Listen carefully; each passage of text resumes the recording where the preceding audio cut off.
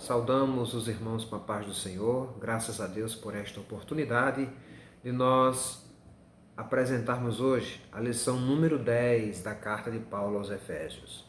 E esta carta, numa solicitação da Superintendência da EBD, hoje vai ser estudado na lição 10, a intercessão pelos Efésios.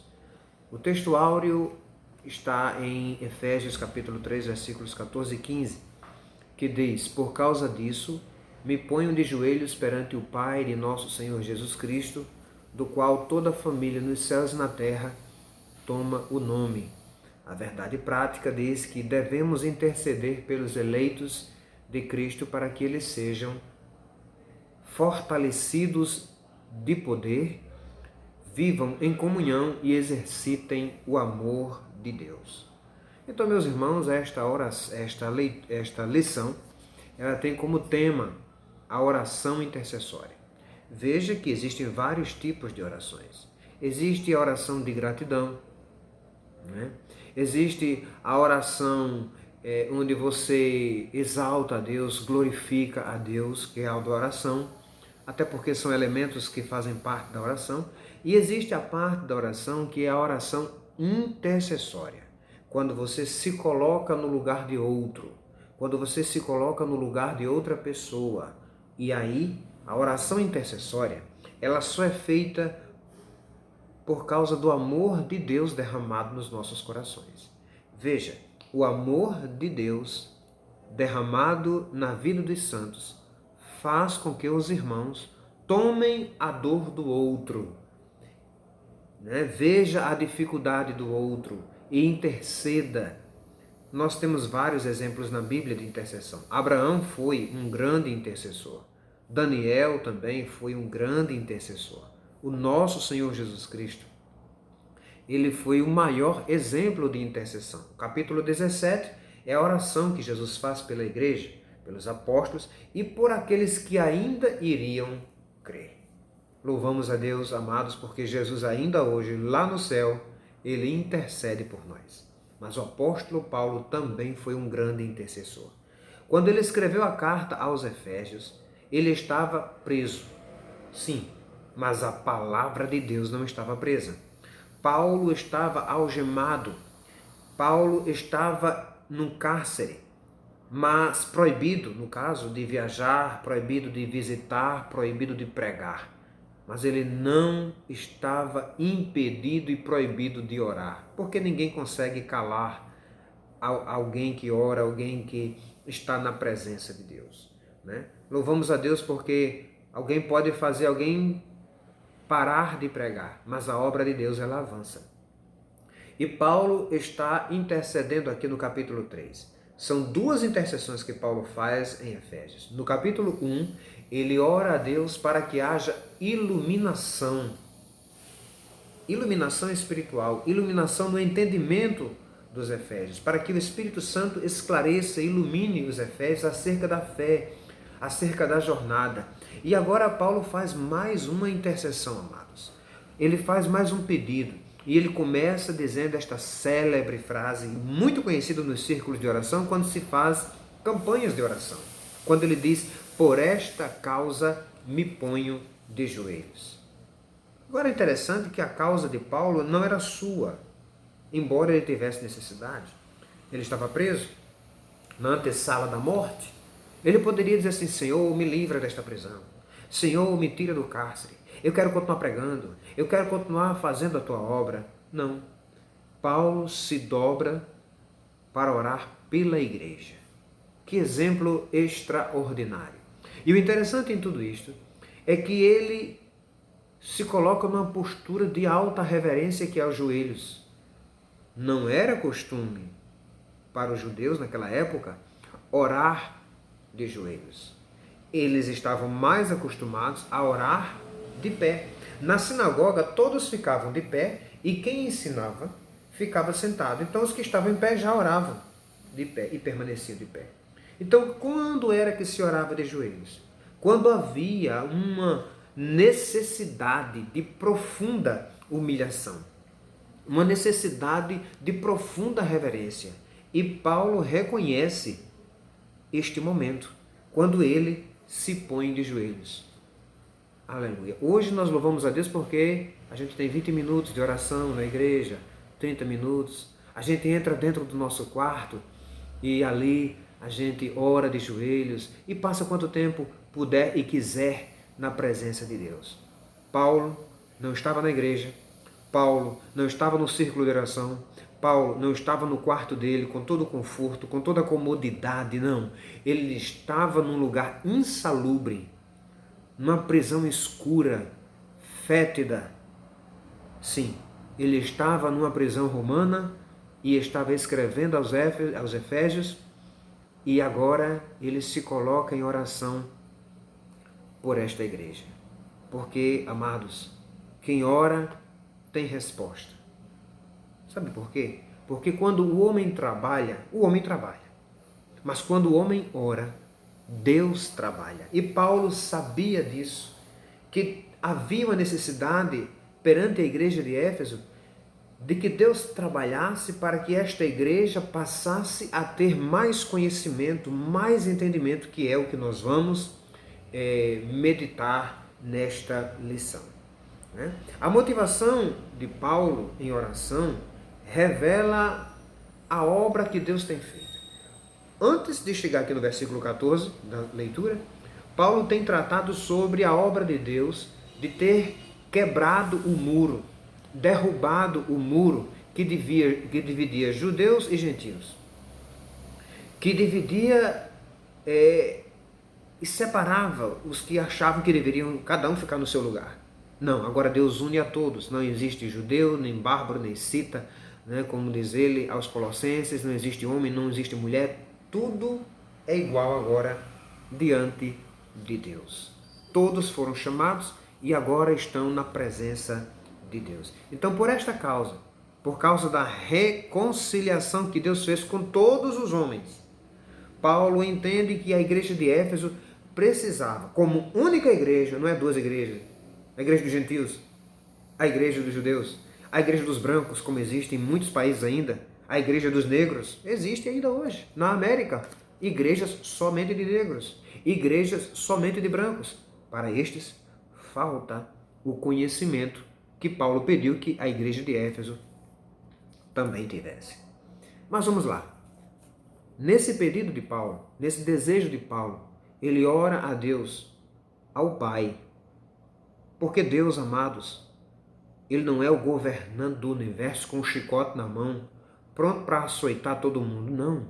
Deus é um Pai. E é isso que Paulo transmite para a igreja. Gente, vocês têm um Pai. Louvado seja o nome do Senhor. E se nós temos um Pai, nós podemos chegar com confiança. Nós podemos chegar com intimidade. Nós podemos chegar com ousadia e ter acesso à sua presença. Qual é o Pai que você não pode sentar e conversar com Ele com tanta tranquilidade e pedir algo com amor, com humilhação, com reverência? E é isto que Paulo está nos ensinando.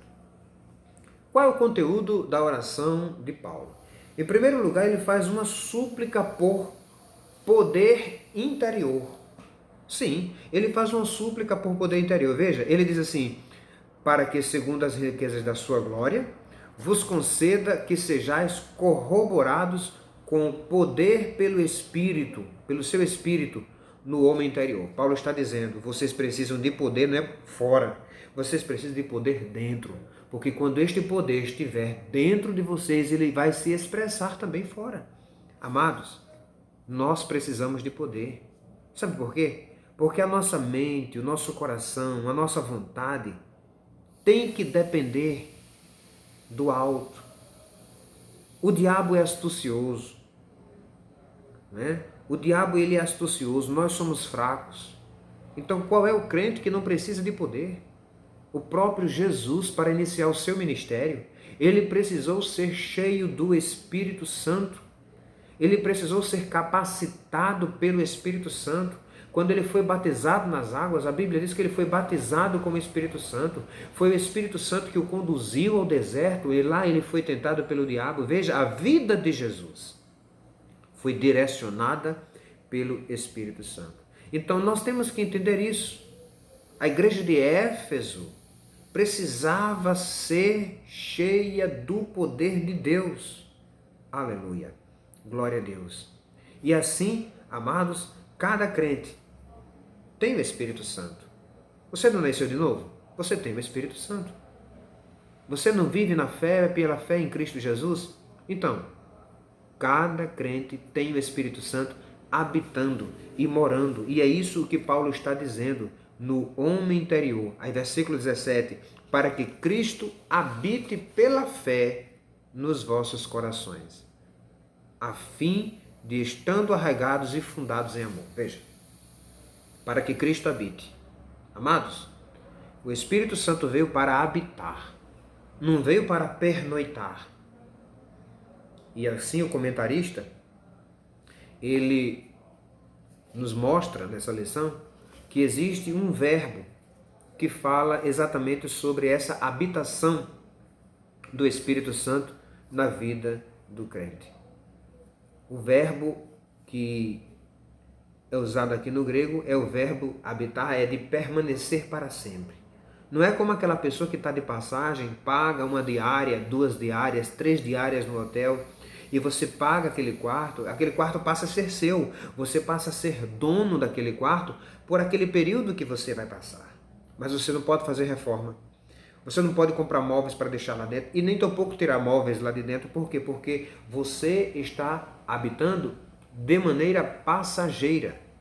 Mas quando Paulo diz aqui para que Cristo habite, está usando um verbo que significa no grego, no seu original, habite, ou seja, permaneça para sempre de maneira confortável. Quando você compra uma casa, que ela passa a ser sua, você vai agora fazer a reforma que você quiser, é sua casa. Você vai agora fazer a decoração que você quiser, porque é sua. E é isto que Cristo quer fazer na vida da igreja de Éfeso e na vida de todo crente. Ele quer habitar e fazer as mudanças necessárias. E fazer as mudanças que precisam ser feitas.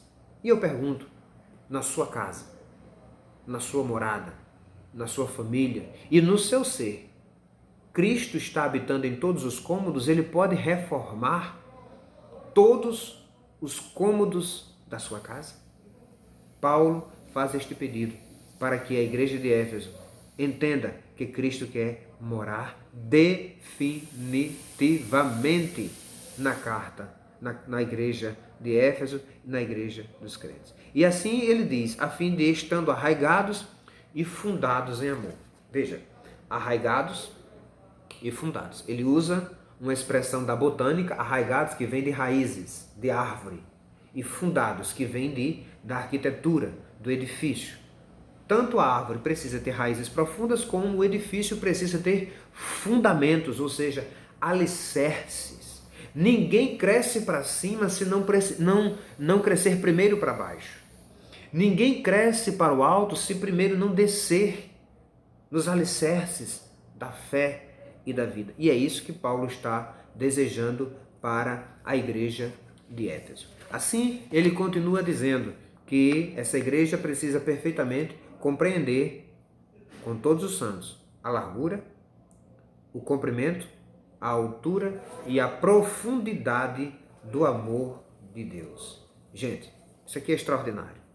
4 coisas que a igreja precisa entender, que os crentes precisam entender acerca do amor de Deus: a largura, o comprimento, a altura e a profundidade. Glória a Deus. A largura. O amor de Deus é tão largo que ele alcança qualquer pessoa em qualquer lugar.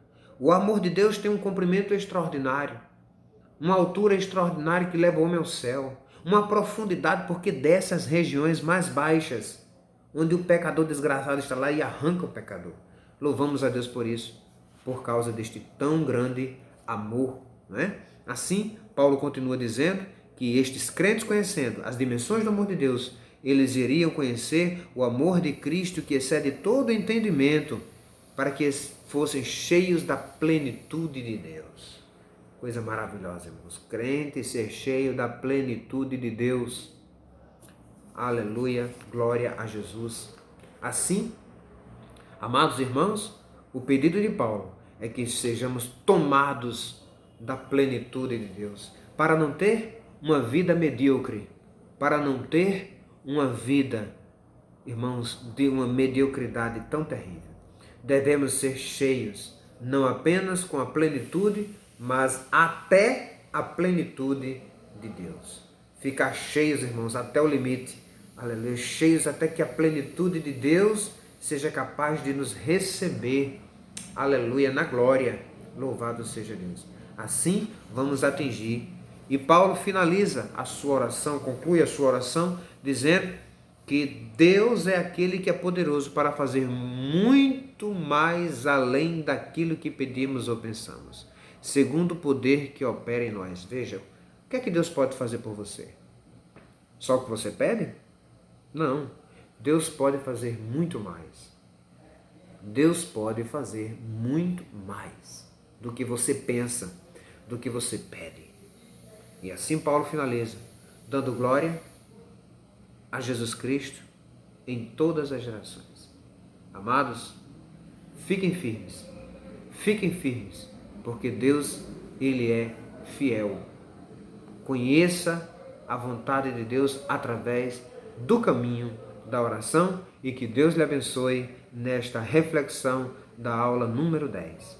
Se você não é intercessor, descubra isto que é tão importante na vida da comunhão da igreja. Deus o abençoe em nome de Jesus.